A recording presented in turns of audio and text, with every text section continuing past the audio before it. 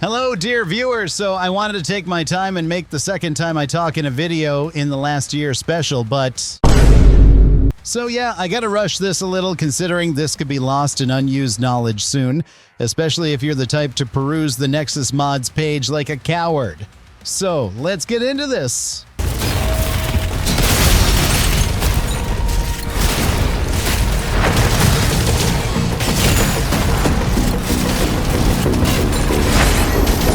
So, like a very well-known jar of mayo had informed us about a month ago, doing a shield bash enables a 33% increase to weapon swap speed. This applies to all weapons except the chain shot once charged and fired, and you can sustain the speed boost by continuously swapping and firing. Except that's wrong.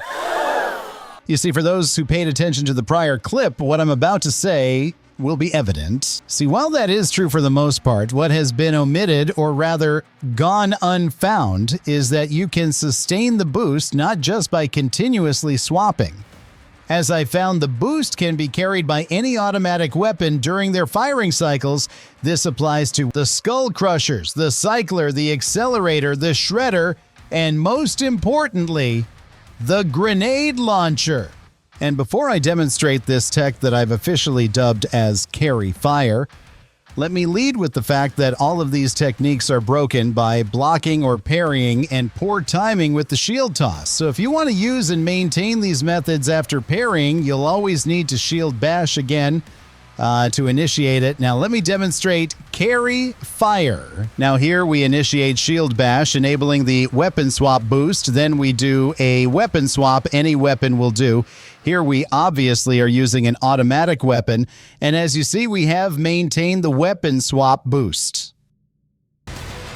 Now, as you saw, we have once again stumbled upon Doom Eternal-like swap combos. Weapon swaps were already powerful in the Dark Ages, but now with Carry Fire, we can enable all the automatic weapon special effects with the added ability of weapon swap combos.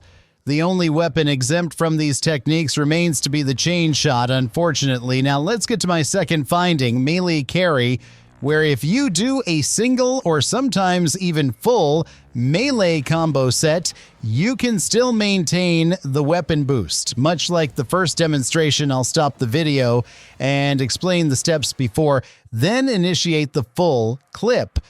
Here's melee carry. To initiate melee carry, obviously use shield bash to initiate the swap boost. Then you can either start weapon swapping, or at the start of or during your combos, you can melee. Doing this, you'll still carry your weapon swap boost, essentially having melee as part of your swap combos. You can at times feature up to 3 to 4 hits, but it's less consistent than just 1 or 2. This also applies to Glory Strikes, where if you have weapons swapped just before or are maintaining the boost using Carry Fire, you will still carry the boost. Glory Kills, on the other hand, will always negate the boost, unfortunately. Now, the fun part to add on to your melee carry technique, if you're using the gauntlets, you can actually imbue an enemy with the gauntlet shock. With this, any single landed shot from the Cycler, it will enable the Cycler's effects immediately, meaning you can do shield bash, weapon swap to any weapon, fire a little melee with gauntlets, swap to Cycler, and now you can make every enemy take more damage by spreading shock around the arena continuously and rapidly. So there's another little addition to your arsenal. Anyway, that's all I found that's new, that expands the combat. I hope you enjoyed it, dear viewer. Thank you all.